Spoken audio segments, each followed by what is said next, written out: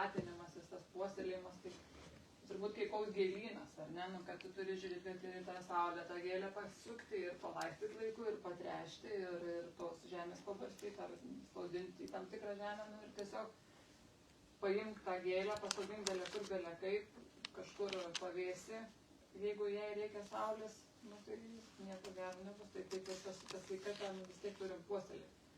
O apie Editą, tai žinokit, galiu pasakyti tikrai, džiaugiuosi, kad tą mokyklą uždarė, nes kai, nu įsivaizduokit, nu čia apie kiekvieną galbūt galim tai pasakyti, kai įsivaizduokit, nu ir apie tave irgi. Kai sutinki žmogų ir tu matai, nu, kad matai, kad gyvas vaikšto, kvėpuoja, markstosi, kalba, bet tu matai, kad nu realiai negyvas.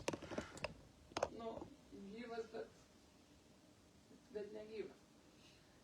Tai turi telę tikrai nepyk, bet, nu, tu žinai, aš tau esu sakęs gal ne taip žiauriai, bet taip atrodė jinai. Tuo metu, aišku, tu vartoji ten tais mažais kiekiais, laižiai tas kapsulės, kai kurias ten galbūt kelias, bet iš tikrųjų tai ne tik tai kapsulės. Dabar tu, aišku, naudoji turbūt 10 sykių daugiau visko. Bet tada gal buvo ir per mažai kiekiai ir gal iš tikrųjų ta aplinka, kurioje esam, irgi sveikatina ne mažiau negu tie papildai. Ir vakar kaip tik atsigulus dar tokį straipsnį skaičiau apie vieną žmogų, kuris pasveiko nuo vėžio, juokdamasis. Kažkur skaitėte, ne? Tiesiog tokių ne vienas atvejis. Jo, ne vienas atvejis, ir čia gal Raselė galėtų papasakot, kaip, žodžiu, paėmė kraujo lašą, lapas, paėmė kraujo lašą žmogaus ir žodžiu, jį nunešė ar nuvežė kažkiek toli nuo to žmogaus, neatsimenu tikrai nei metrų, nei kilometrų, bet kad jis tai buvo toli nuo žmogaus kraujo lašas. Ir žiūrėjo, kaip reaguoja kraujo tam laše esantys elementai, žodžiu, ląstelės, kaip ką bakterijos daro su tuo kraujo lašu, kaip tie limfocitai, visi, žodžiu, kaip kokia reakcija. Ir liepia žmogui juoktis. Žmogus smarkiai juoktis, žodžiu, įsivaizduokit, ir ten tas kraujo lašas, kaip jisai apsigynė nuo tų bakterijų, kaip buvo tos imuninės ląstelės, kokios aktyvios. Ir paskui kitą emociją paleido, žmogui liepė supykti, nervuotis, dergti, žodžiu, ir tada pradėjo daugintis bakterijos, o tie limfocitai, visi tie imuninės ląstelės pradėjo gūžtis, trauktis. Nu ir, žodžiu, pradėjo pralaimėti. Tai įsivaizduokit, ir tas žmogus tai žinodamas, nu, nusprendė juoktis, smarkiai daug ilgai žiūrėti komedijas ten ir pasveiko.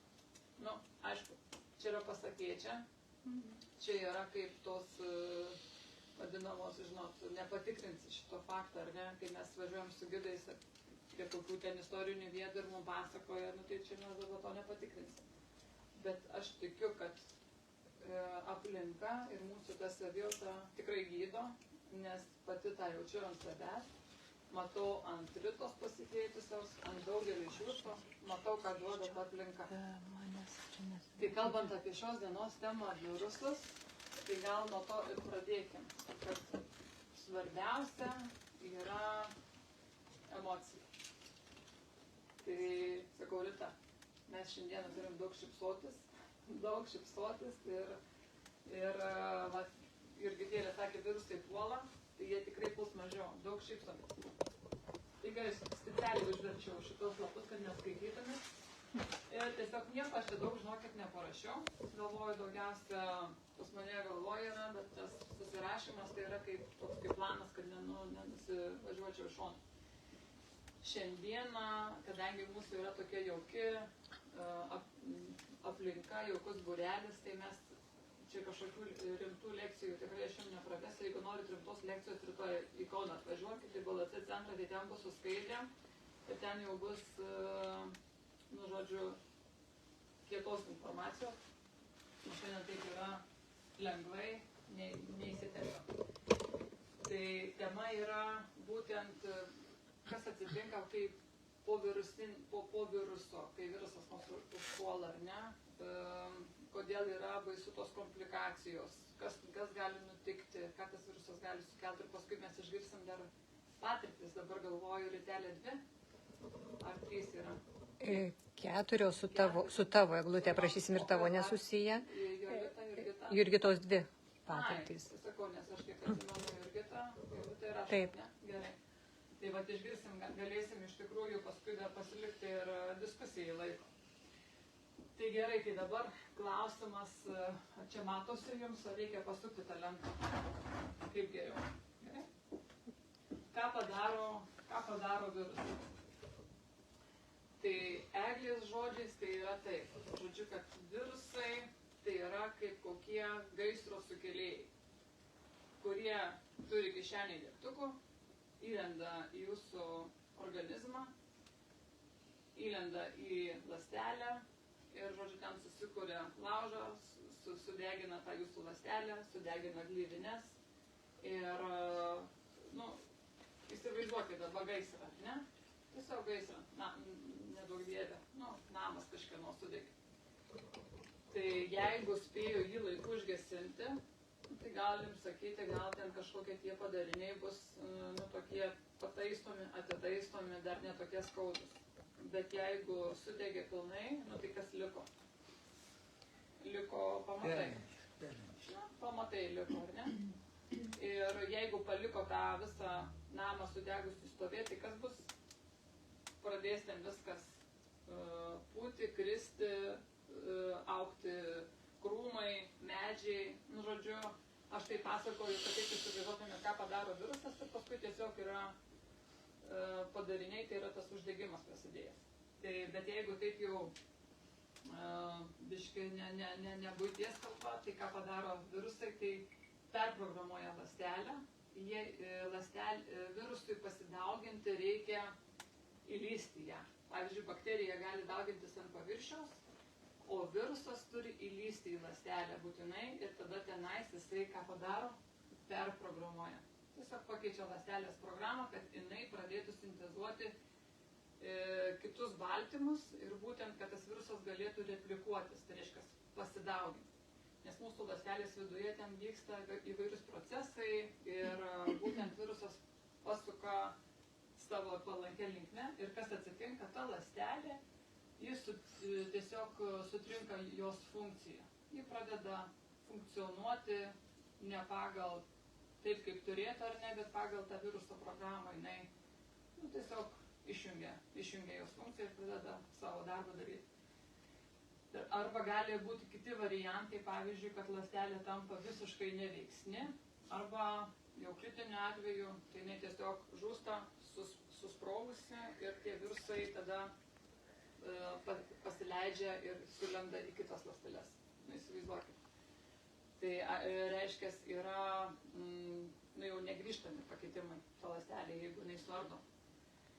Ir jeigu mes dažniausiai žinome tą stresą kaip stresą nuo tokį, kad stresas, kas yra stresas, tai iš karto paveikslas nusipiešia tokio žmogaus, kuris panikuoja, stresuoja, rėkia, galbūt šaukia, visas, žodžiu, toks pasimetęs, tai oksidacinis stresas, įsivaizduokit, kad tai viskas vyksta jūsų viduje. Jūs nešaukėt, nereikėt, bet jūsų ląstelės klykia, susidūrusios su virusu, ar ne? Ir kaip ir minėjau, kad po to susidūrimo, kai jau įvyksta tas gaisras, kyla tada uždegimas ir vėlgi kokio jis dydžio bus tas uždegimas, viskas priklauso nuo kiek ten nudegė. Ir ką daryti, kad tas gaisras būtų užgesintas iškart. Susikūrė tas lauželis ir kažkas ateina ir tą vandenį užpila staigiai ir nieks nepradėjo degti. Čia iš tikrųjų panašiai kaip prieš keletą metų mūsų namuose užsidegė kalėdinis vainikas. Įsivaizduokit. O mes buvome viršuje, darėme įrašą, sveikinom komandą su naujais metais, vaikus prigrasinom, kad tik nelįskite į kambarį. Jokiais būdais negalim pas mus ateiti dabar, mes čia nusifilmuosim 10 minučių. Ir Jokūbas daužo duris ir mes galvojam, nei 10 minučių neleidžia pabaigti įrašą. Ir įsivaizduokit, vaikas sako, dega, mes tai nieko nejaučiam. O nubėgu į apačią, jau tas vainikas dega ir jau, žodžiu, iki lempos, o ta ugnis ir jau, o ten staltiesi medžiaginė. Tai čia toksai truputį ne į temą pasakojimas, bet įsivaizduokit, užpyliau vandens ir užgesino. Tai va, jeigu taip suspėja jūsų organizmas, o kada jisai suspėja? Jeigu yra oksidacija, tai priešingas dalykas, jeigu yra gaisras, jeigu yra ugnis, tai kas tada dar yra? Kitas priešingas. Anti. Tai reiškia ugnis vanduo, ar ne? Tai antioksidantai yra tos medžiagos, kurios užgesina tą laužą, tą ugnį ir tą oksidacinį stresą jį suvaldo. Ir jeigu viskas yra laiku, viskas pagal planą, tai tas uždegimas bus mažesnis, nes nespėjo niekas ten pas jūs sudegti. Pas jūs ar kitur reikia, sako, nesakyti ant savęs ir ant kito reikia tiesiog kažkur apie kažką kalbėti. Ir būtent jeigu tai virusas, kaip minėjau, jisai sukelia tų ląstelių žūtį arba tiesiog sutrikdo jų funkciją, bet dažniausiai virusinės infekcijos jos pažeidžia gleivines. Nes dažniausiai virusai patenka pro kur? Pro gleivines.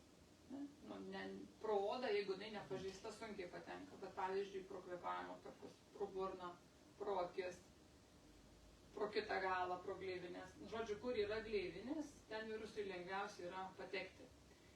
Ir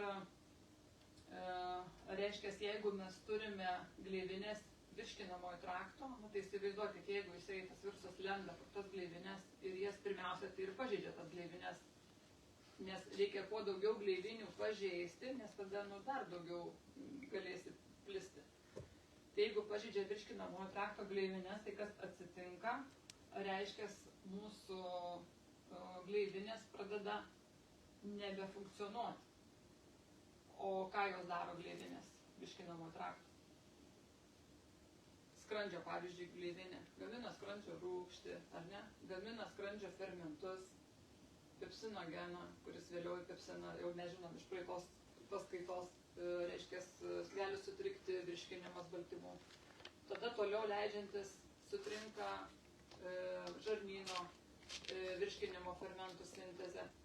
Nes sveika gleivinė, jie ne tik tai, kad laiko, kad iš kraštus, per kraštus ten niekas neišbėgtų, ne, bet sveika gleivinė, jinai gamina fermentus, gamina trumpųjų grandinių riebesias rūgštis, kurios priešuždegimiškai veikia, žodžiu, ten vyksta įvairūs dalykai. Ir kai tos ląstelės nebedaro savo, nebeatlieka savo funkcijos, reiškia, mes turime deficitą fermentų ir mes turėsime maistinių medžiagų prastą įsisavinimą. Tai reiškia, virusas, jisai dar priverčia mūsų organizmą badauti kurį laiką, kol jos tos gleivinės neatsistato. Ir štai kodėl kyla vėliau tos komplikacijos, nes mes valgome, bet mes kaip ir kurį laiką dar badaujame. Ir aišku, pažeidžiama yra ne tik tai gleivinės, dėl ko, aišku, čia yra energijos trūkumas, nuovargis gali būti ir dėl gleivinių pažeidimo, dėl badavimo, bet dar pažeidžiami yra ir neuronai, nervinės ląstelės. Tai vėl reiškia, galime turėti ir tokius sutrikimus nervų sistemos. Nežinau, ar jums buvo, ar jūsų šeimoje kam nors buvo, kad pavyzdžiui po COVID-o žmonėm, po to COVID viruso, žmonėm neuralgija labai ilgai tęsiasi. Sprando skausmai, tarpšonkauliniai skausmai, kažkokios neuropatijos prasidėjusios. Buvo kam nors tokie dalykai? Pavyzdžiui, man depresinė būsena, čia tas pats. Taip irgi neuronų. Po COVID. Bet čia irgi gali būti ir dėl neuronų pažeidimo, ir gali būti dėl to, kaip ir toliau matysim, kas dar nutinka po virusinių infekcijų. Nes COVID-as, tarp kitko, yra žarnyno virusas. Taip. Mano vienas mokslininkas, mokslininkas, mano draugas, pavadinkit, sako, mes ne ant tos vietos kaukės nešiojam. Tai va, tai kas toliau, ką dar padaro virusas? Virusinė infekcija. Tai išnaudoja mūsų resursus, vitaminus, mineralus imuniniai reakcijai. Kodėl susirgus virusinė infekcija reikia smūginių dozių? Vitamino D, cinko pavyzdžiui, vitamino C. Kodėl reikia smūginių dozių? Todėl, kad jie eina tiesiogiai kariauti. Čia kaip per karą, kad būtų tie priešakinės pirminės tos linijos, nu, kaip sakant, ta vadinama mėsa.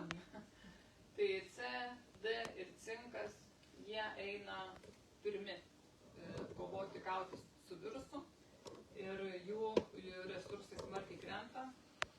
Ir pavyzdžiui, įsivaizduokit, jeigu cinko labai daug nelieka organizme, tai kas atsitinka? Vėlgi cinkas yra gleivinių mineralas, jis yra žaizdų gijimo gerintojas, jis yra skydas ląsteliai, kad virusas į ląstelę nelįstų.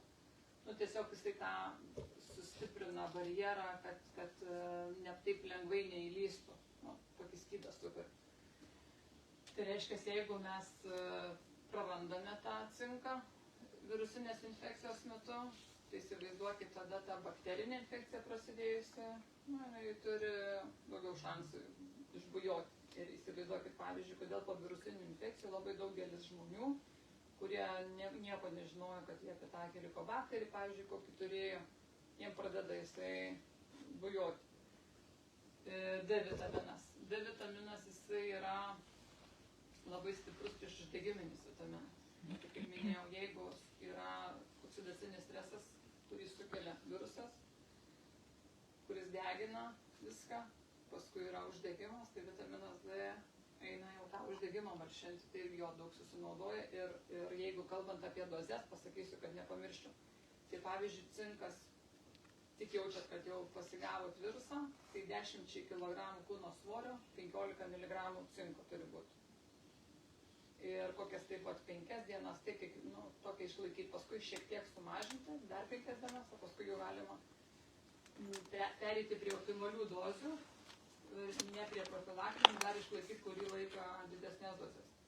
Tai jeigu žmogus sveria, pavyzdžiui, 60 kg, tai kad 15, tai čia kiek bus 90 mg, jeigu 100 sveria, tai 150 mg.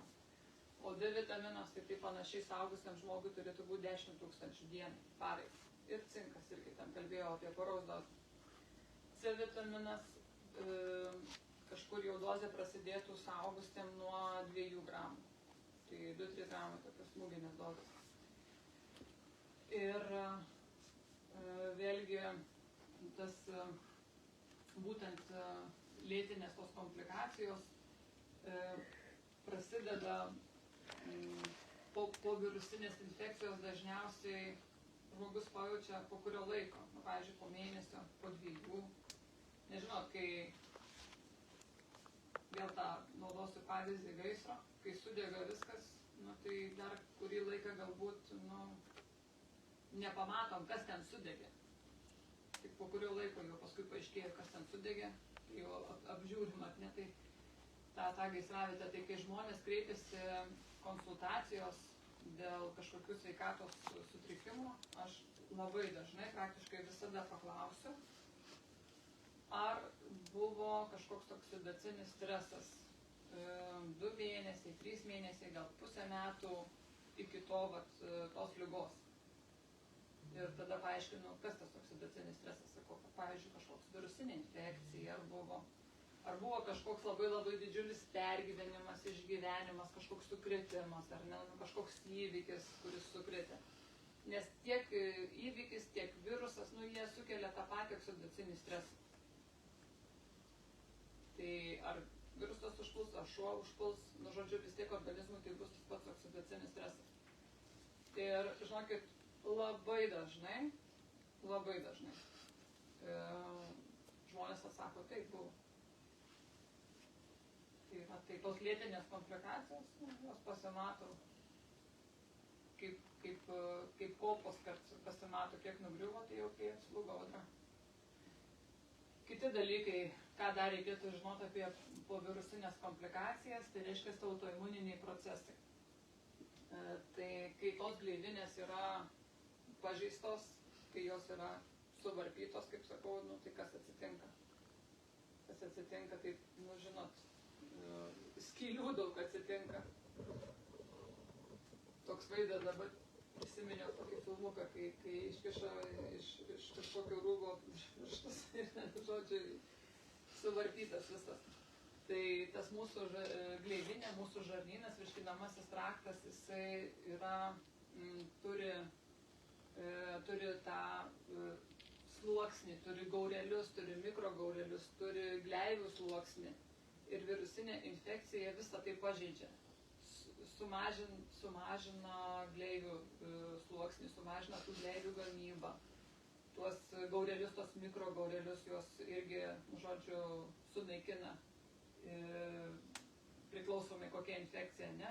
Ir to pasiekoje ta siena, jie nebeatlieka savo funkcijos. Reiškia, per tą gleivinę gali patekti nevaldomai viskas. Kas tik tai, ką mes tik tai įdedam į save, tas ir sukvėpuojam, sugeriam, tas nevaldomai tiesiog pradeda į kraujotaką patekti ir ką tada daro, sukelia mūsų imuniteto hiperreakciją. Nes įsivaizduokite, tą pavyzdį jau esate mano girdėję kiti daug kartų, kai buvo situacija Lietuvos pasienį, kai buvo daug tų įsibrovėlių, kaip pasakytų, migrantų, taip. Kai nevaldomai ten jau 10 000 pradėjo įti, ar ne, tai va čia grinai pralaidaus žarnyno sindromas, galima pasakyti. Tai reiškia, jau eina tiek, kad jau tas imunitetas reaguoja hiper padidintai ir po to nebesugeba nusiraminti. Ir tada kas atsitinka, kad pradeda tos imuninės ląstelės nebeatpažinti, kur savas, kur priešas. Ir tada pradeda pulti ir puola savo organą. Pavyzdžiui, gali užpulti skydliaukę ir sukelti autoimuninį skydliaukės uždegimą, gali kepenis užpulti, autoimuninis bus hepatitas, kasą gali užpulti, bus vėlgi cukrinis diabetas autoimuninis, žvynelinės, bronchinės astmos autoimuninis, sąnarių, reumatoidiniai kokie, kad tai gali autoimuninių procesų rezultatas, tas povirusinės infekcijos. Tai vat kaip yra svarbu, kad nepritrūktų organizmui tų gaisrininkų ir tų medžiagų, kurios neleidžia sugriauti mūsų ląstelę. Toliau, ką aš čia pasirašus esu, kad virusinės infekcijos dar labai apkrauna ir mūsų kepenis ir inkstus. Tai kuom apkrauna? Kuom apkrauna? Tai kada vyksta kova, pirmiausia, gal ne nuo kovos pradėsiu, o nuo pažeistų ląstelių fragmentų. Tai kaip minėjau, kad dalis ląstelių mūsų yra tiesiog sudraskomos. Tai ten, žinot, kai susidrasko, kai sprogsta balionas, tai tu žiūrėk, čia gabaliukas ar ne, tų gabalėlių vis pilnas kambarys. Tai va tie fragmentai ląstelių, jie yra nuskaitos irgi atliekos, tai yra jau kaip toksinės medžiagos. Tai va, jie turi per kepenis, per inkstus, jie turi išeiti iš organizmo. Tada baltymų nukleorūgščių atliekos, tai vėlgi tai yra tai, kas ląstelė mūsų gamina baltymus, tai yra tas pats virusas sukelia kitų baltymų tą sintezę. Tai va, vėlgi aš pabraukiau tik dėl to, kad eitų atskirti, čia nėra, kad svarbesni dalykai kažkokie. Taip pat virusų skilimo produktai, tai reiškia, virusas jisai pats gyvuodamas sukuria tam tikras medžiagas. Tai vat vėlgi mes turime atliekas uždegiminių citokinų perteklius. Tai va čia paaiškinsiu labai paprastai, kad kai kyla organizme uždegimas, organizmas gamina tokias medžiagas citokinus iš uždegiminės medžiagas, kurios jau skaitos tą uždegimo malšiną. Ir tie citokinai, tai įsivaizduokit kaip kokie kareiviai, kurie eina į pagalbą tom imuniniam ląstelėm, nuskaitos, kad numalšinti kylantį žaibišką tą uždegimą. Ir jeigu jo nenumalšini, tos audros, jeigu pritrūksta medžiagų, kurios malšina paskui tą įsisiautėjusių visą būrį, tai gali įvykti atipiniai uždegimai. Ir turbūt, žinot, esat girdėję per COVID, kai sako, mirė žmogus po COVID, nes citokinų audra buvo. Citokinų audra, tas atipinis plaučių uždegimas dėl citokinų audros.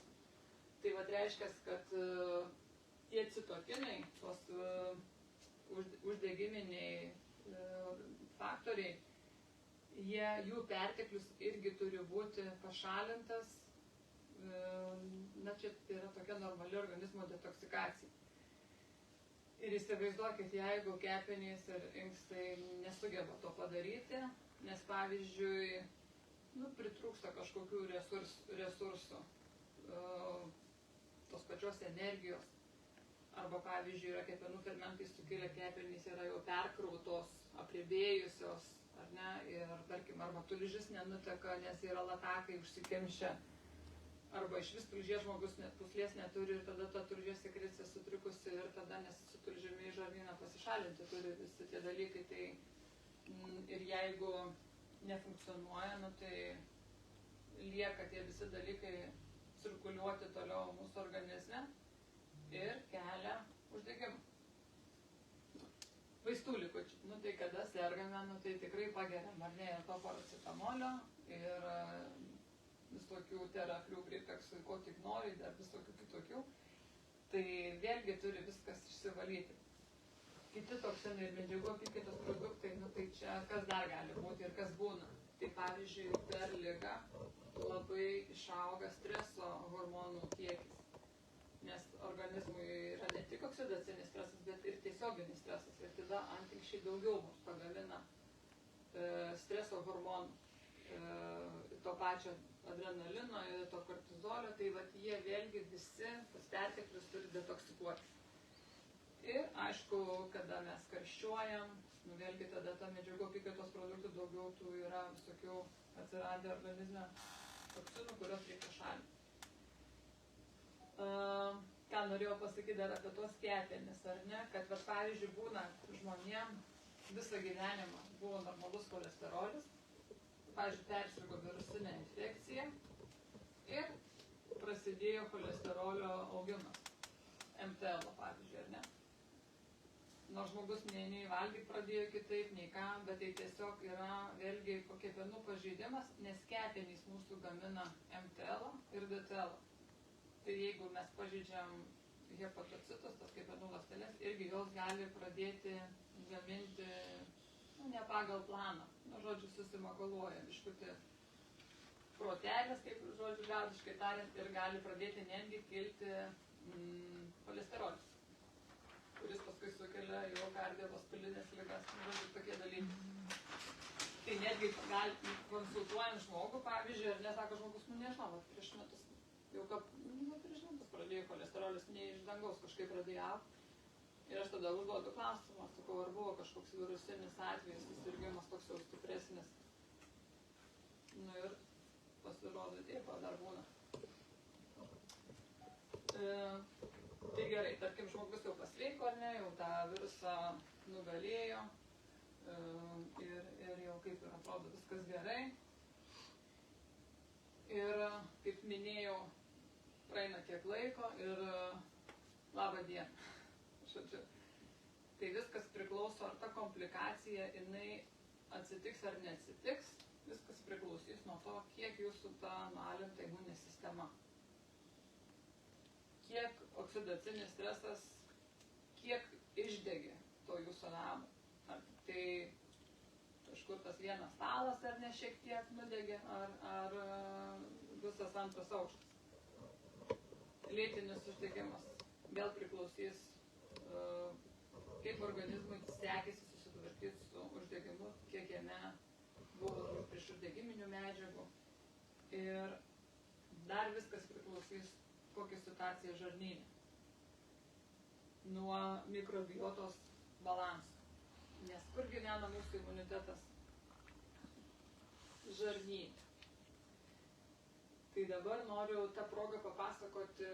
Ir dar paskui, jeigu bus reikalas, sugrįšiu prie skaidrių ir prie stalo, dar noriu papasakoti iš karto savo patirtį. Bet mano ir mūsų, galim sakyti, ta patirtis, tai nebuvo, kad po virusinė infekcija, tai čia tiesiog buvo jau ir virusinių ir bakterinių infekcijų maratonas. Tai, žodžiu, prieš kiek šitų metų dabar skaičiuoju, kiek šitų metų praėjo. Jei galvoju pasakoti ilgesnę ar trumpesnę versiją, tai gal trupučiuką per tokią vidutinę gal pasirinksiu, daug ties savim neapsistosiu. Pasakosiu trupučiuką ilgesnę versiją dėl žmonių, kurie pirmą kartą girdi. Galbūt žiūrės video, gal nežinau, jūs esate girdėjusios tą mano istoriją. Esate girdėjusios. Nu tai žodžiu, tada dėl tų, kas žiūrės įrašą. Kad prieš daug metų, kai man buvo koks 18-19 metų, aš pradėjau blogai jaustis. Viskas buvo nurašyta ant streso, studijos iš kaimo, atvažiavau Kauną mokintis, nu žodžiu, čia viskas buvo kas stresas ir taip toliau. Bet sveikata blogėjo, kiekvieną dieną turėjau temperatūros ir po 2,5 metų išlindo baisi liga, tai yra tuberkuliozė, atsivėrusi kaverna su atsparia gydymo forma. Ir aišku, ta liga išlindo ne tikrinimo kažkokio metu, bet kai trūko kraujagyslė plaučių ir tiesiog prasidėjo išorinis ir vidinis kraujavimas staigus ir tiesiog čiut neiškeliavau į kitą dimensiją. Ir viskas atrodo kaip ir, matot, sėkmingai baigėsi, pasveikau, bet nepraėjus nei 2 metam liga man atsinaujino ir aš tada buvau jau 8 mėnesį nėščia. Ir vėl prasidėjo dar vienas gyvenimo etapas. Tai reiškia, jau kaupa už 2. Ir viskas buvo sėkmingai, gimė sūnus, sveikas, viskas tvarkoj, ta prasme sveikas, tai aš turiu galvoje su rankytėm, su kojytėm, nes pasirodo, kad nuo tų vaistų, kuriuos aš vartojau, nuo tuberkuliozės, aš turėjau 2 metus, negalėjau pastoti, man tai sakė 2 metus nevaldai pastoti, nes sukelia teratogeninį, andriotoksinį poveikį, tai reiškia sukelia apsigėmimus. Ir, gavosi kaip gavosi. Čia iš tikrųjų labai įdomi istorija, kad mane gydytojai ligoninėje išleisdavo savaitgaliais namo ir man, kai duodavo vaistus gerti, ligoninėje niekas neduodavo su pakeliais, duodavo saujelėm, tokiais buteliukais, įsivaizduokit.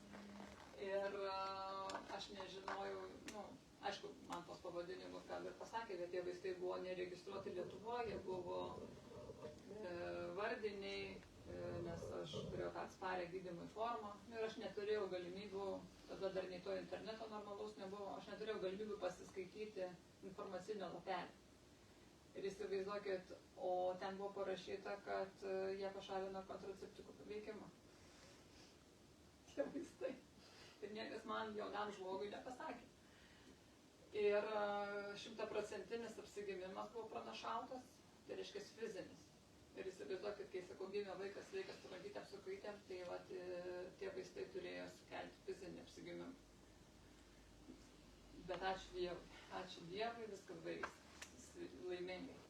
Ir perinu prie tų mūsų komplikacijų, virusų, visokių tos dienos temos, kad gimė pirmas sūnus be imuninės sistemos, kaip aš dabar suprantu, nes jo dažnas sirgimas, praktiškai ištisinis sirgimas iki 2,5 metų, tai buvo kaip viena nesibaigianti liga, tiesiog būdavo viena baigės, kita prasideda, viena baigės, kita prasideda. Ir tai truko 2,5 metų, kol vieną dieną, įsivaizduokit, jau organizmas visiškai sekintas, išalintas, antibiotikų, nežinau, kiek jisai per 2,5 metų gavo, jau nesuskaičiuojamas buvo kiekis. Įvyko ta komplikacija ir iš anginos, paprastos vaikiškos ligos, iš anginos įvyko žaibinis bakterinis artritas, kuris palėtė nuo klubo sąnario iki pirštų galiukų kojas.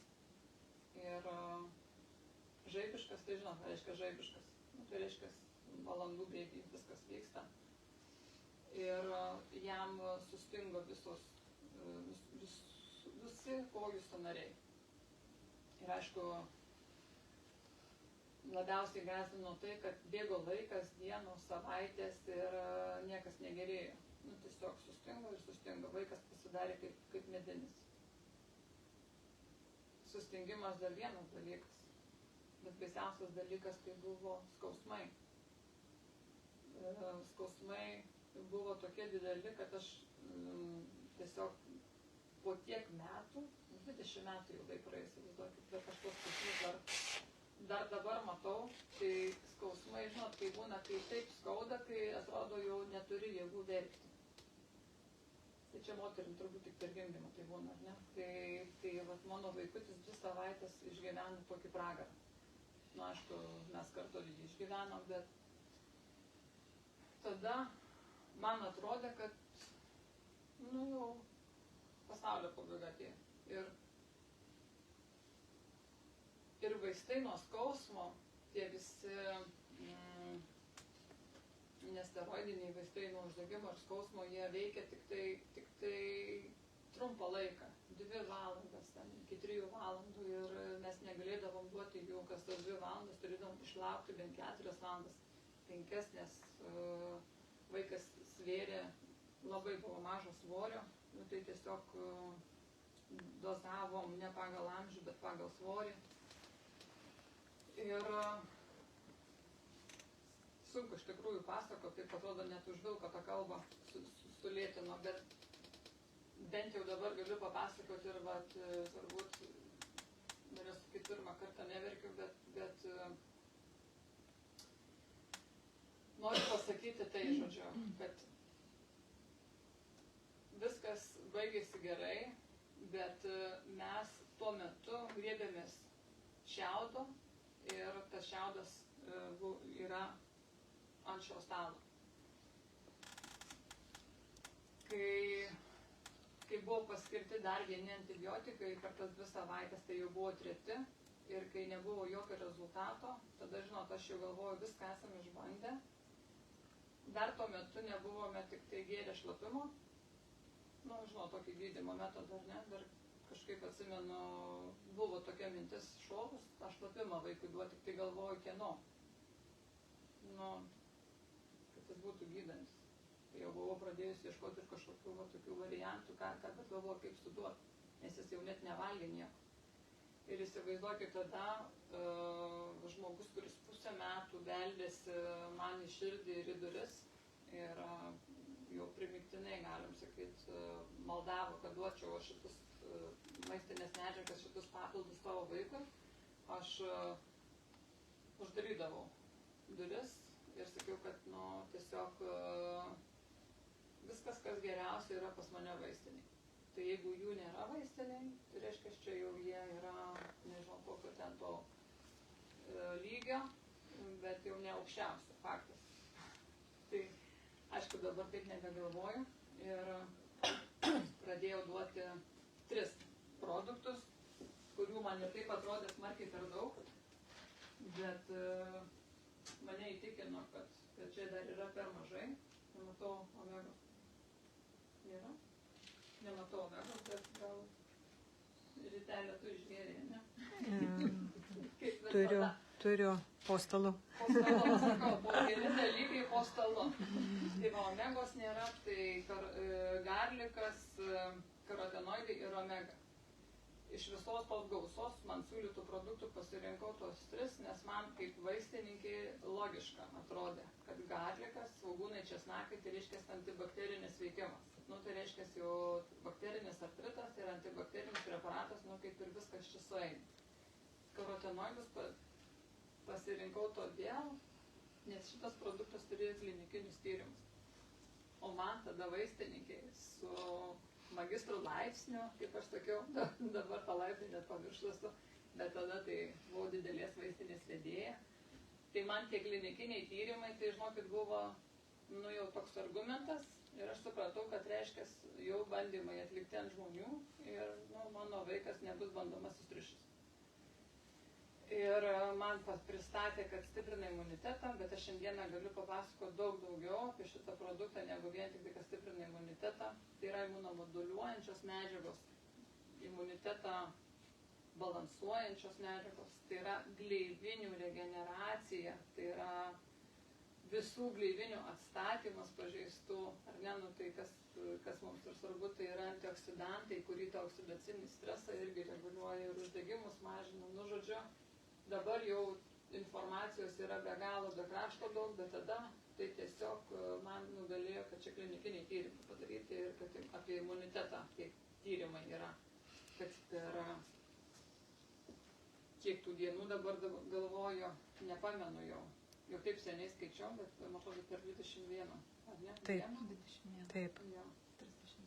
37. 37% pakyla, tai man kai pasirodė kosmosas, tai va. O omega daviau todėl, kad apie omega, nu, tai jau mes vaistininkai šiek tiek kažką ten truputį žinom, kad žuvies taukai. Žuvies taukai, nu, reiškia, yra planai, nu, toks neblogas dalykas. Ir taip pat buvo klinikiniai tyrimai, patentuotas, nu, žodžiu, tai vat, tas čia česnakai svogūnai, o ten tik, kad jau tie klinikiniai tyrimai. Tai va, ir įsivaizduokit apie omega. Tada tai tik tai tiek žinojau, ką dabar galiu pasakyti, ar tai yra stipriausiai priešuždegimiškai veikiančios medžiagos. Stipresnių nėra. Tai tada klausimas, tai kam tai kiti vaistai yra, jeigu už omega nėra stipresnių vaistų. Tai kam tada vaistai? Yra toks klausimas, kam nors pasistoja. Tai iš tikrųjų labai, žinokit, egliškas atsakymas.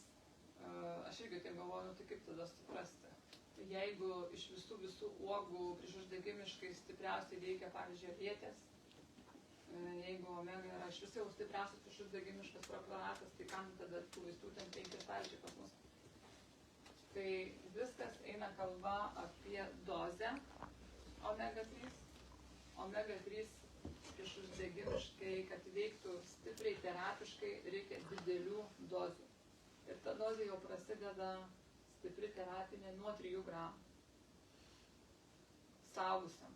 Tai mano tam vaikeliui, kuris svėrė tada virš 10 kg 2,5 metų, tai tos 3 kapsulės, tai buvo gramas, tai čia įsivaizduokit, mano šuo svėrė virš 10 kg.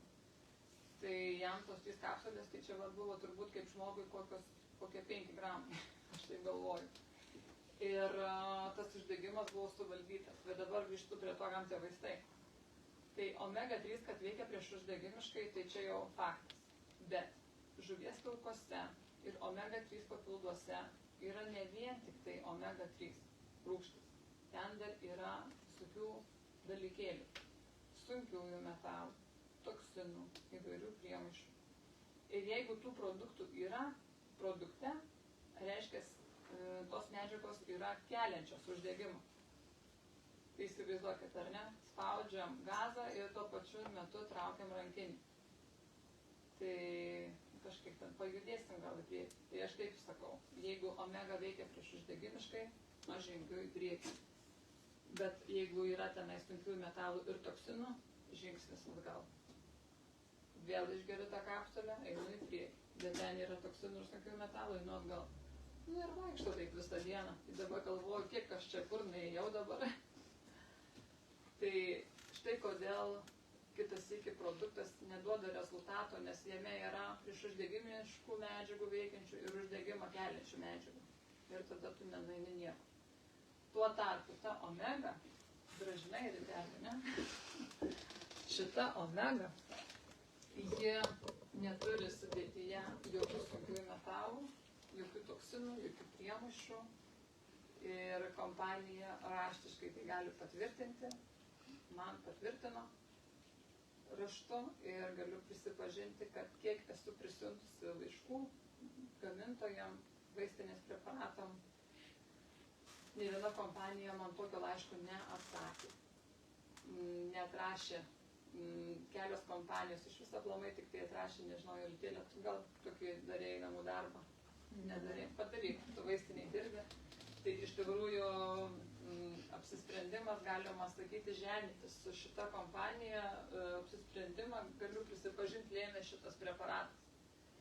Nes man iškilo tada labai daug klausimų, tai jeigu parašo kompanija, kad yra leistinos normos, pavyzdžiui, o jūs norėtumėt su leistinom normom vartoti. Yra sunkių metalų, bet leistinos normos. Atitinka reikalavimą, standartus. Ir čia yra 0. Tai ką aš rinktis turiu? Taip. Tai aišku, nu, tai kai man klausimų nekyla. Arba, pavyzdžiui, išsiunti laišką ir negauni jokio atsakymo, bet nepareina laiškas atgal kaip netinkamas adresatas. Nu, tai iš vis tada dar daugiau klausimų kyla, ar ne? Ir jeigu jūs tokį namų darbą atliksit, nu, tai tada irgi apsiženysite su šitais produktais. Taigi, ką norėjau dabar toliau pasakyti ir jau pakviesiu pasidalinti patirtimi ir dar paskui pakomentuosiu, norėjau pasakyti tai, kad mes ties tais 3 produktais neapsistojom. Poveikį pajutom jau sekančią dieną ant sūnaus. Tiesiog dingo pradžioje skausmai, aukšta temperatūra, kuris siekia 40 su virš laipsnių, nu tas žinot, rusiškas vadinamas gyvsidabrio termometras, jisai buvo iki pat pabaigos. Na tiesiog atrodo, kad jau ten dar būtų kur kilti, dar būtų kilęs. Tai viskas, žodžiu, nukrito temperatūra, skausmai, pamažu po 3 dienų prasidėjo jau kojų lankstymai ir tiesiog sukėlė tokį didžiulį susidomėjimą, o kas čia per medžiagos, kodėl jos taip suveikia. Ir pradžiai prisipažinsiu, tai nebuvo iš gerų paskatų, nu, kad kokie čia stebuklai, kokios čia medžiagos, nu pasiskaitysiu, o žinot, kai buvo tiesa kokia. Čia nei jokie nepapildai, čia vaistų pridėtos kapsulės. Čia meluoja jie visi. Čia prikrauta vaistų. Tik sako, kad natūralu. Tai va. Nu, sako, kiekvienas masto pagal savo sugedimo laipsnį, ne? Nu, tai va, įsivaizduokit tuo metu. Aš va taip ir mąsčiau ir tada puoliau tikrinti, kas tai per kompanija, kas tai per produktai, žiūrėti ir tada jau asortimentas augo, vartojimas mūsų augo ir mes tiesiog jau tą istoriją galima tęsti ir tęsti ir po 3,5 metų aš pradėjau paskaitas, skaityti, nežinau, vesti vakarėlius įvairius ir taip toliau.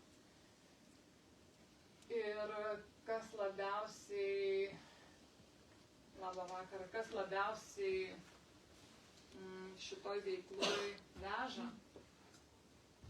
tai jūsų istorija. Mano istorija jau sena ir tų istorijų jau per tą laiką naujų yra atsiradę, nes žinot, mes gyvenime dar moteris ir gimdom vaikus, ar ne, ir traumų dar visokių būna vaikam ir taip toliau, bet esame tikrai puikios sveikatos ir jūsų istorijos parodo man, kad tie produktai išties veikia, nes įsivaizduokit, kai tu turi sveikatą, kai jautiesi gerai, tai tau kartais vieną dieną atrodo, kad neveikia tie produktai. Nes nu, tu gerai jauties, nu ką žinau, aš išgeriu, aš jų nejaučiu, nes nu, man vakar buvo gerai, šiandien gerai man yra, tai aš nesuprantu, kaip čia, nu, bėgu visą laimingą patenkinta ir, bet jūsų istorijos patvirtina, kad čia ne man vienai tik nutiko. Tai aš dabar noriu pakviesti, nežinau, čia matau, Jolita smarkiai pasiruošus, jau nori iš karto. Tiesiog. Jau juda, jinai net neiškenčia. Repetuoju. Tai ateik į priekį. Repetuoju, kad neužmirščiau. Repetuoju, ne? Ir pasidalink savo istoriją. Tave padrasinsiu, o jūs galite paploti. Einu dabar į tavo pašildytą vietą. Labas vakaras. Istorija tiesiog gavosi pas mane tiesiog. Tik po kiek metų surišau, kad viskas yra susiję su šitais puikiais dalykais. Kaip ir visos mes mamos labai perginam dėl savo vaikų, kai jie serga. Tai galiu trumpai pasakyti, kad per metus laiko, net ne per metus laiko, per pusę gal metų laiko, dabar mano merginai bus jau 14 metų, mes ligoninėje gulėjom 4 kartus. Praktiškai kas mėnesį. Pirmas, kas mus, tos ligos, tai buvo labai įvairius. Bakterinis bronchitas, tai čia buvo kažkokia man labai didelį staigmena. Per pusę paros mūsų CRB užkilo 170 metrų.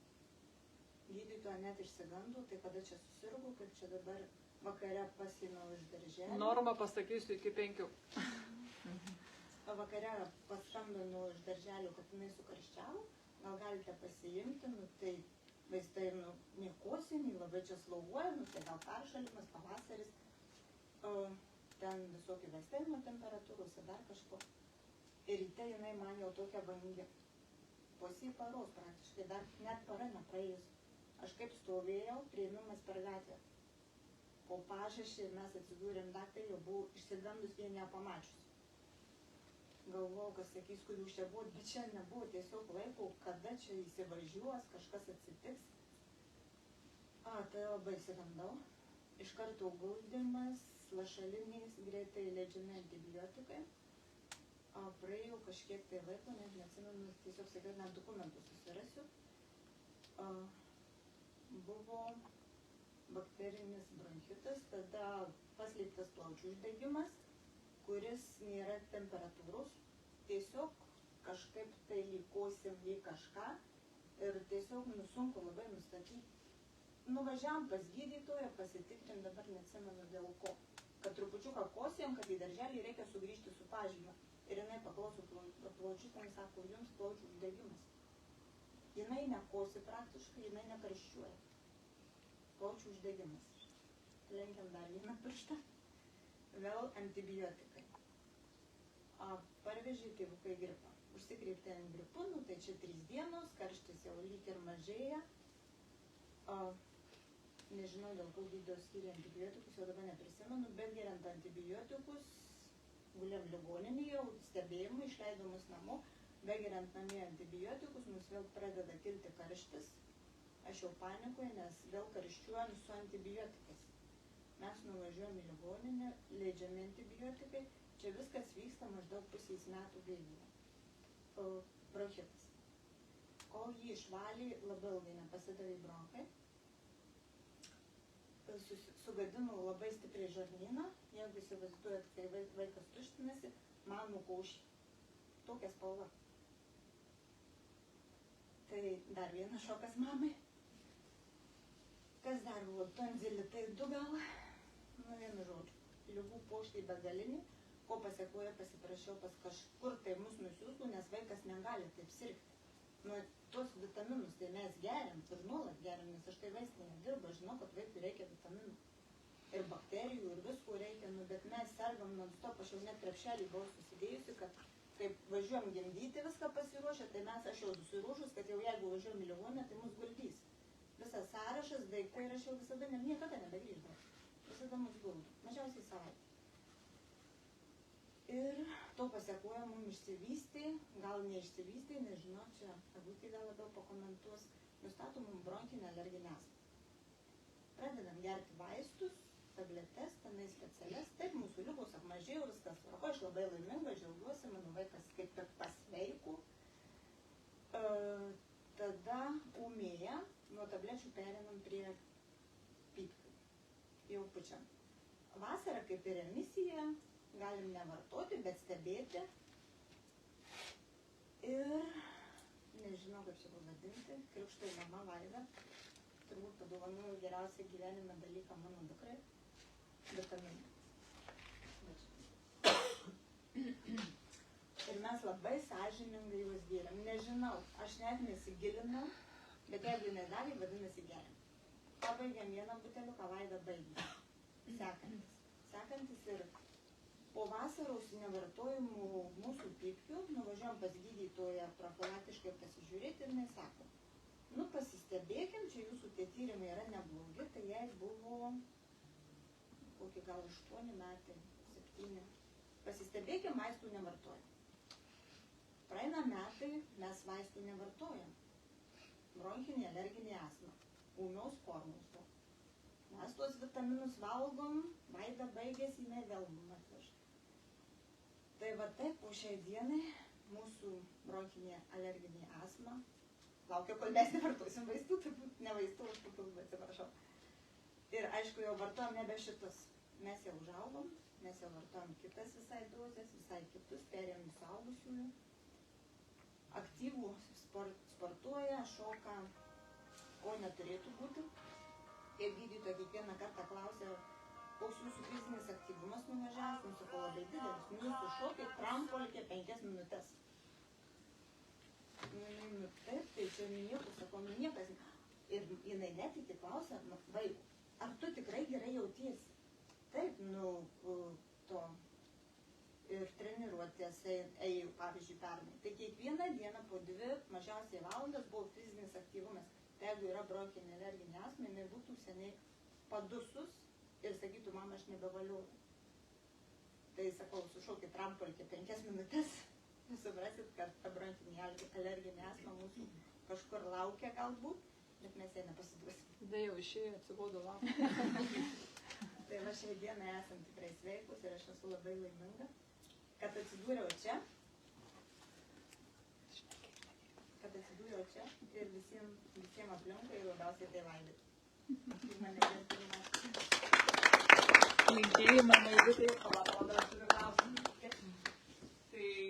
O tai jūs vartojat kažką? Tai čia vieną patirtį apie mus yra visai kita patirtis, nes Jaurūnė gėrė, o mes visada rūpinamės tais pačiais mažiausiais, jau čia labai džiaugiamės, kad neserga. O ištinka gyvenimas, kai buvo kovidas, tai irgi labai stipriai smogė man. Kai sakai, po spalį sirgom rugpjūtį buvo be galo didelis ūmus kraujotakų sutrikimas, ko pasiekoje aš atsidūriau otoneurologus. Paskui ten matyte, ten irgi tie neurologai visokie, nes man labai stipriai sutriko regėjimas, kaip matot, aš be akinių. Ausyse, mano ūžimas ausų praburksdavo šaldytuvas senesnį, dabar jūs pakeistas, kad neerzintų. Tai tiesiog čia taip burksdavo galva, kad aš nebegirdėdavau šaldytuvą. Tai mane išgelbėjo trigėjimas.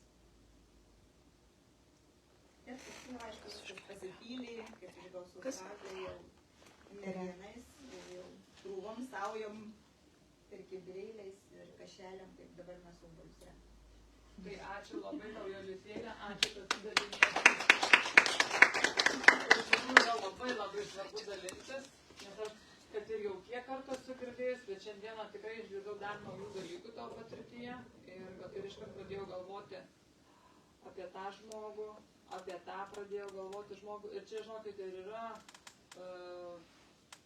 dėl ko mes darom tos renginius, ar ne?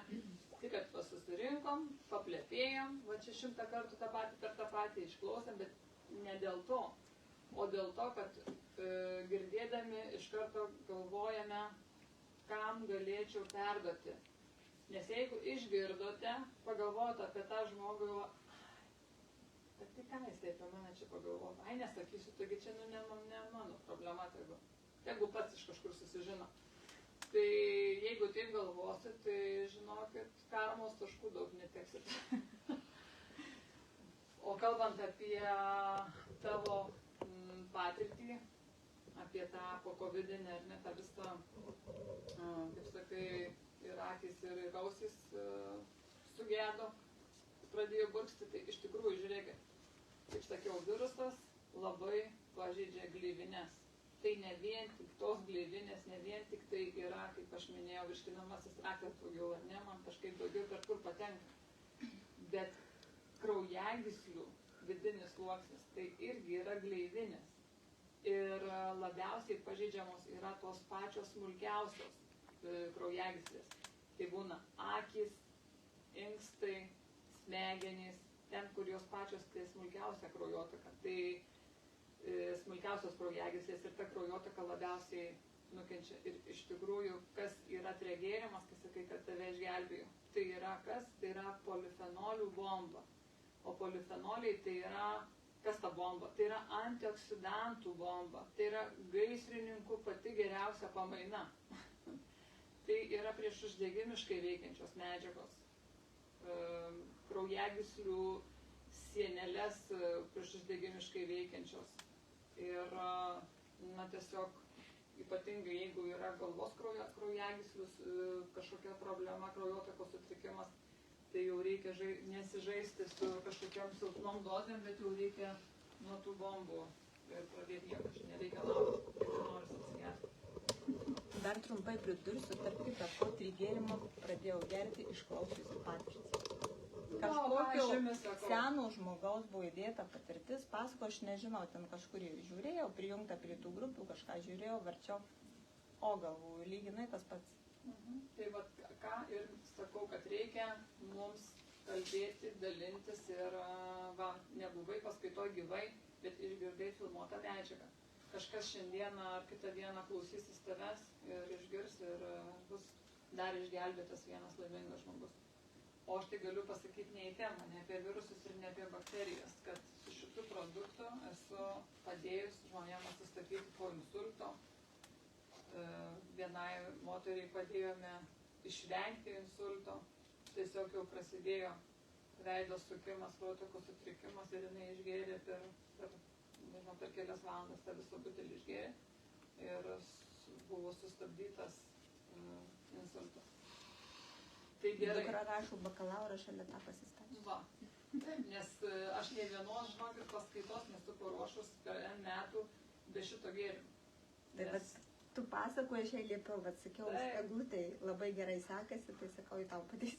Tai čia jau nuklydom apie virusus dar ne, bet nuklydom, bet čia labai svarbi informacija, nežinot, kaip jisai veikia tas gėrimas. Tas gėrimas yra kaip namų tvarkytojai. Nu, kaip ypatingai, jeigu tas kambarys yra smegenys. Tai ateina, viską į lentynėlę sudeda, dulkes nuvalo, žodžiu, viską tvarkingai surūšiuoja. Tai čia kalbu apie tą informaciją, kad kai vartojame per egzaminus, prieš egzaminus, kai reikia paruošti kažkokį projektą ar protinį darbą atlikti, tai tiesiog skaitai knygą, skaitai informaciją ir viskas taip susistemina, susideda ir paskui tu žinai, iš kur ką ištraukti, kur ten ką pasidėjai, aš apie galvą kalbu. Tai vat, tai yra daugiausia aš jo parduodu prieš egzaminus. Gerai, tai tada ačiū dar kartelį, dabar noriu tave Jurgitėlę pašnekinti, tu turi 2 netgi patirtis. Ar iš karto pasakos, ar į tarpus vandens atsigersi? Ne, viskas gerai, aš paliekit trumpiau. Ir šiandieną atvykau pasidaryti patirtimi tik todėl, kad lygiai taip pačiai aš išgirdau prieš 2-3 metai Eglutės patirtį ir tai, kad nepasakoju sūnaus tą istoriją, tai buvo tai, ko aš ieškojau, kad mano irgi vienam iš berniukų padėtų. Turiu pati 2 sūnus, vienam jau to bus 18 metų, kitam yra 10. Tai beveik prieš 3 metus turėjom tokią, atrodo, lyg ir nesudėtingą situaciją, kuri labai siejasi su tema. Tai po viruso greičiausiai buvo kontrinė komplikacija, tai turėjo prikibobakterija, tai yra streptokokas, kuris irgi išgirdom, kad sūnaus klasiokas turi tas skarlatiną, tai reiškia streptokoko sukeltą bakterinį uždegimą. Ir supratom, jie abu kartu sėdi, sportuoja, tai greičiausia bus tas pats ir mano sūnui, todėl kad šiek tiek simptomų buvo. Tai vietinis liežuvis, tam, kaip mes mamos labai greitai išsiaiškinom, pasižiūrėję internete. Ir tik tiek, kad jo eiga labai buvo lengva, man atrodė, nes apskritai savo toks iš tų stiprių vaikų galvojau, bet toks labai nesirgalius. Ir gal ten per savaitę, net nelabai ir karščiavo, atrodo viskas susitvarkė.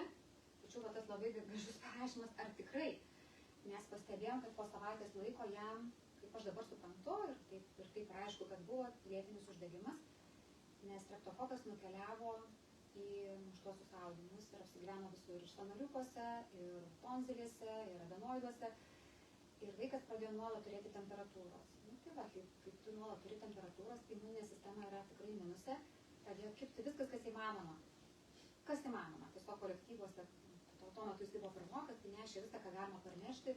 Ir aišku, prasidėjo visa ta istorija, kad krūvos antibiotikų ir gydymo kaip ir nėra. Kadangi tai yra lėtinis uždegimas, tai toliau jau, kaip mes padarėm visus tyrimus, nustatė, kad tai yra lėtinis uždegimas, kad yra didelis vadinamasis ASO titras, kuris rodo, kiek yra organizme aktyvaus streptokoko, kad nieko negalima daugiau padaryti, yra tik radikalus būdas. Aš trumpinu istoriją, jeigu kažkas labai norės, nes dažnai susitinka, tai paprašykite Rida, tikrai dienelėnė apsiūs.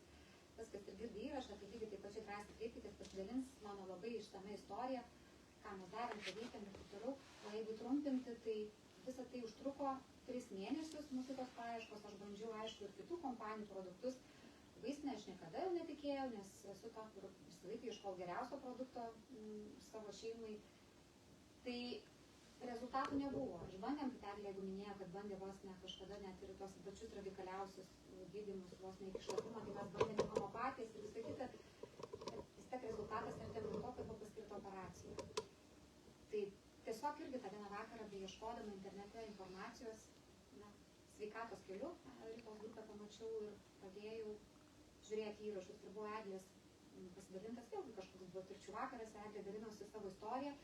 Ir aš pagalvojau, kad jeigu tokia sudėtingoje situacijoje jos sūnui padėjo taip greitai, o mums reikia tik tai imunitetą pakelti.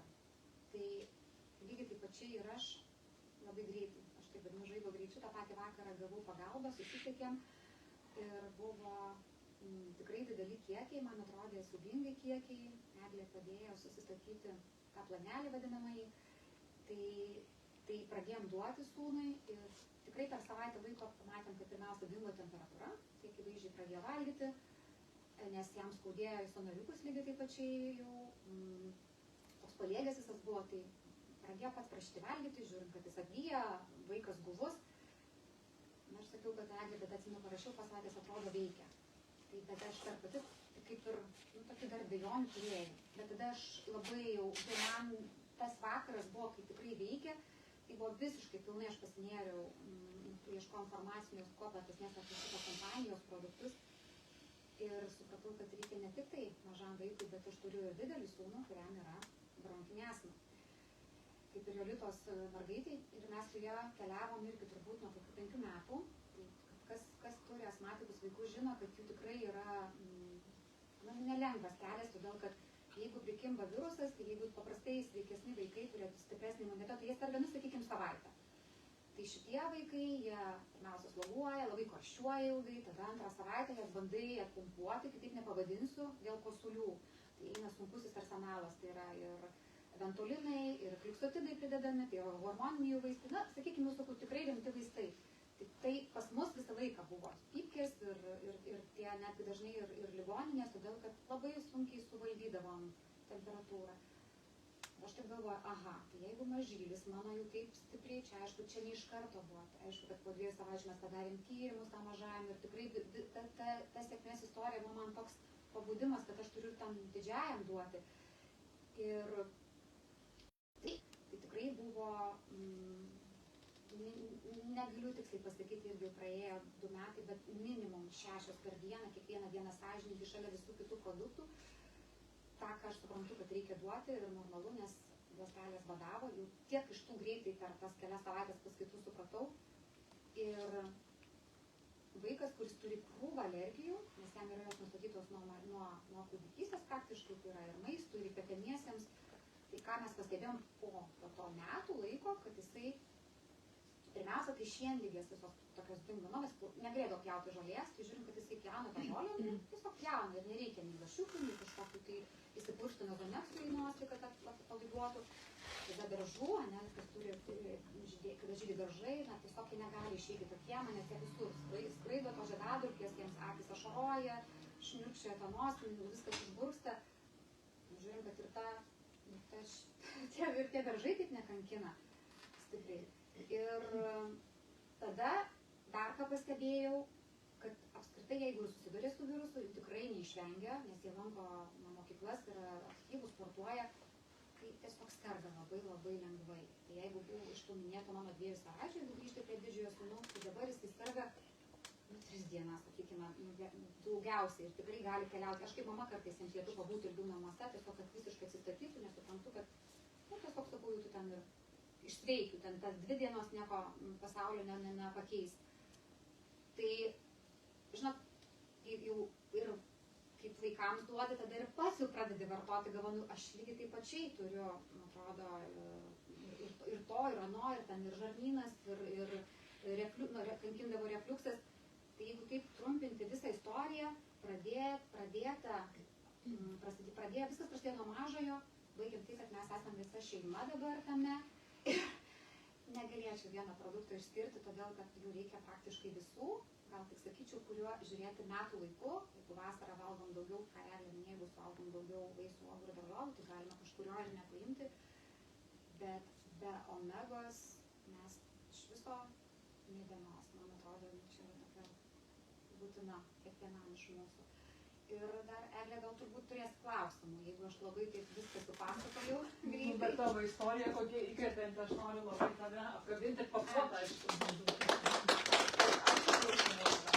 Gal turite, jūs pirmiau norit paklausti kažką?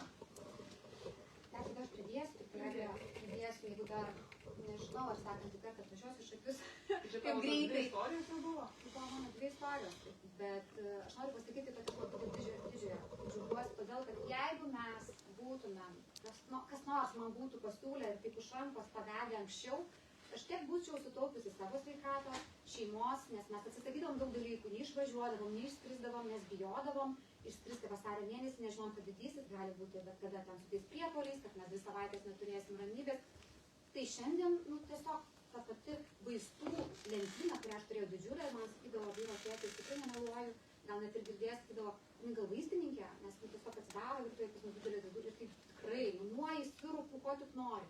Tai dabar yra, tiesiog aš prieš metus laiko pradėjau juos mažinti, tai taip šiandien žiūriu, arbatų yra, kava, gal kažkas ir daugiau No Life kompanijos produktų. Ir jie tikrai padeda.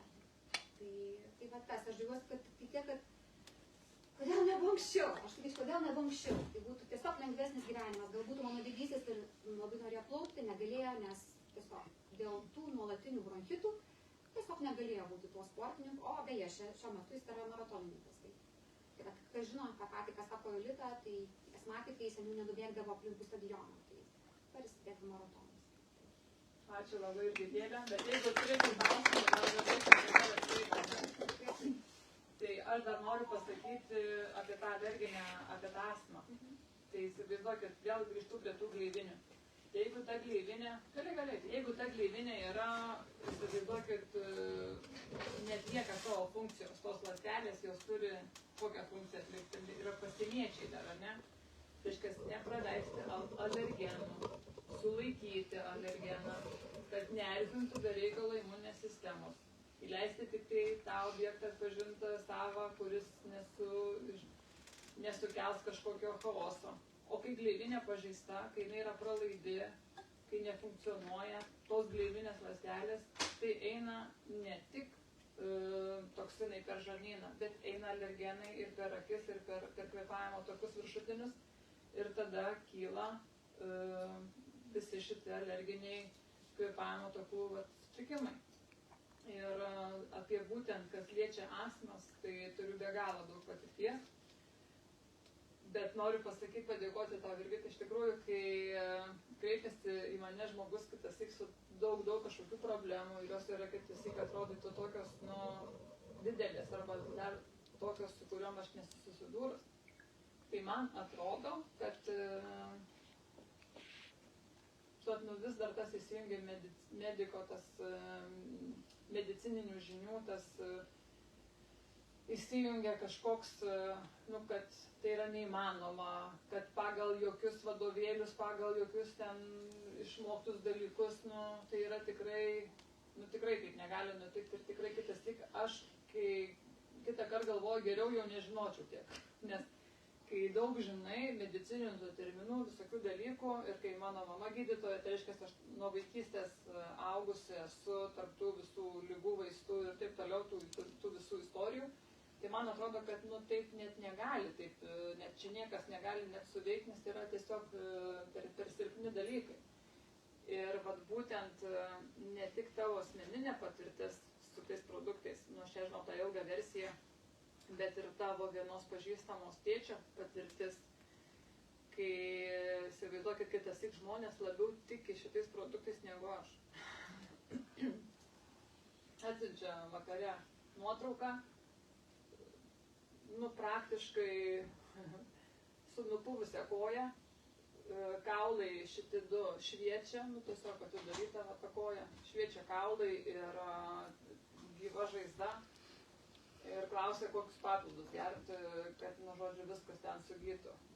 Tai aš žiūriu į tą koją ir aš jau ją matau mintise, kaip jie kitą dieną jau pjauna chirurgas tą koją. O čia prašo, kokius papildus gerti. Aš tą nuotrauką, kas norėsit, galėsiu parodyti. Siaubo filmą iš tikrųjų.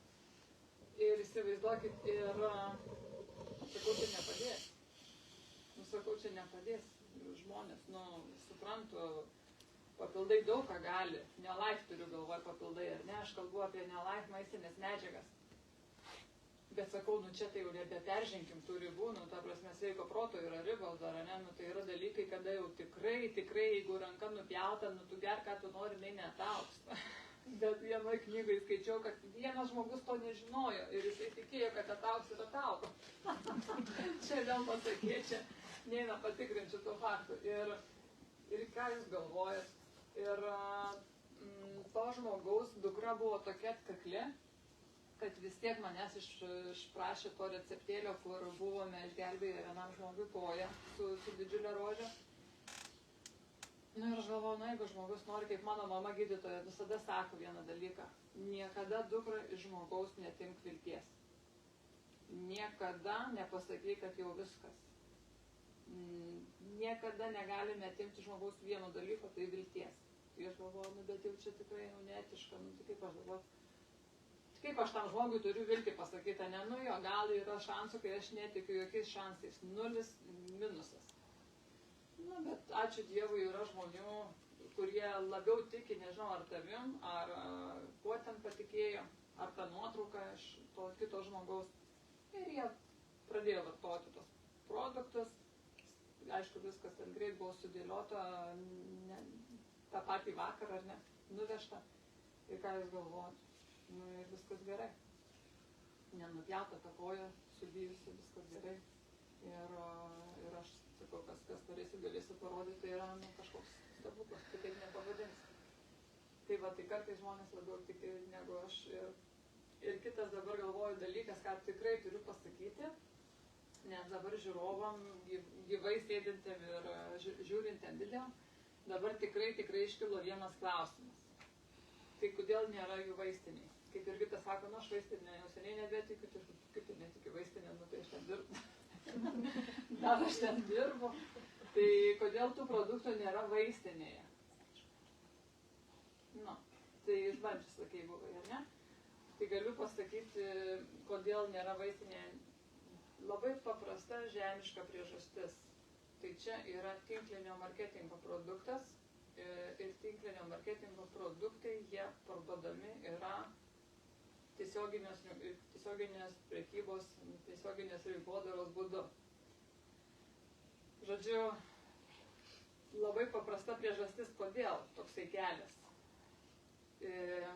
Nuo gamintojo iki vartotojo, jeigu tai paprastai ar ne, jeigu mes imam vaistinės produktą, tai tarpe yra labai daug burnų, labai daug objektų ir visi jie turi uždirbti. Nu tai natūralu, mes visi turim uždirbti, ne? Tai jeigu mes imam gamintoją ir vaistinę, tai čia yra tų didmenų, aišku, jau būna dažniausiai kelios didmenos, mažmena yra vaistinė, bet dar nepamirškim, kas yra atstovybės, atstovai, dar yra vaistininkai ir gydytojai, mes esam irgi ta grandis, kur mums reikia paskaitas organizuoti, mums reikia pavaišinti gerai, reikia ir dar kažkokią draugystės dovanėlę įteikti, ar ne, ir ta prasme, nu tai yra, nu, visur, ne tik vaistiniai noriu pasakyti, nu tu paimk bet kokį žmogų, kuris pardavinėja televizorius, o ne, nu ten irgi vyksta kažkokie seminarai, kažkokie dalykai, pristatymai ir taip toliau, tai va ta grandis, tai tiesiog nuo vaistinės, nuo gamintojo iki vaistinės, tas produktas, jisai pabrangsta, spėkit kiek kartų? 10 kartų. Taip, tai va tas 10% yra reali kaina, supakuoti. O tinklinio marketingo produktai, visi, čia nesvarbu, ne-life'as, ne-life'as, kitas kažkoks tinklinis marketingas, visų jų produktai yra, savikainos yra ženkliai didesnės, nes yra gamintojas ir esi tu. Aišku, čia yra dar ofisai, yra administracija, yra kas galbūt ar ne mums ir kurjeris turi atvežti, bet tai yra jau visai kiti kaštai. Ir dažniausiai tinklinio marketingo produktų savikaina yra nuo 30%. Nuo 30. Nu, tai reiškia, būna 40, 50, bet jau ne 10%. Tai kalbant apie kokybę, tai teko man vienąsyk, aš dirbau daug metų ir farmacinės kompanijos atstovę, Tai dar arčiau buvau tos kainų politikos, tai teko man paskaičiuoti irgi, nu, va, pavyzdžiui, kiek kainuotų, jeigu ne live produktas, kažkuris būtų vaistinėje, ar ne? Tai aš skaičiavau, pavyzdžiui, tą pačią omegą, tai mano paskaičiavimais, aišku, jie nėra 100% tikslus, bet jie yra apytiksliai. Tai kainuotų 150 eurų šitas buteliukas. Pagal mano paskaičiavimus, pagal tai, ką aš prisimenu iš tų savo darbo 10 metų. Tai va, tai 150 eurų buteliukas omegos, kas galėtumėt savo leisti vartoti šitą produktą? Tai va, o kiek kainuoja pirkti mums, ar ne?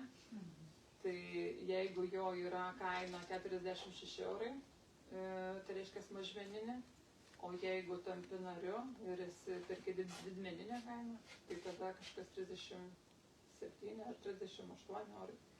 Tai va, tai tiesiog vienas toks pavyzdys, kad žmonės suprastų, nu, va, kodėl nėra šitų produktų vaistinių. Tai aš nežinau, jeigu daugiau nėra kažkokių klausimų apie virusus, nežiūriu į laikrodį, aš tai žinot, galiu čia šnekėti iki ryto. Ir tada noriu labai padėkoti jums, noriu, kad jūs vienas kitam paplotumėt už kompaniją, nes matau labai daug atvykusių iš kitų miestų, ir iš Kauno, ir iš Alytaus, ir iš kur čia dar, kas dar toliau važiavot, ir prie Kauno, ir iš Jurbarko. Kas? Nu, žodžiu, susirinkome iš visų miestų miestelių ir dėl ko? Dėl savęs ir dėl kitų. Tai ačiū jums ir iki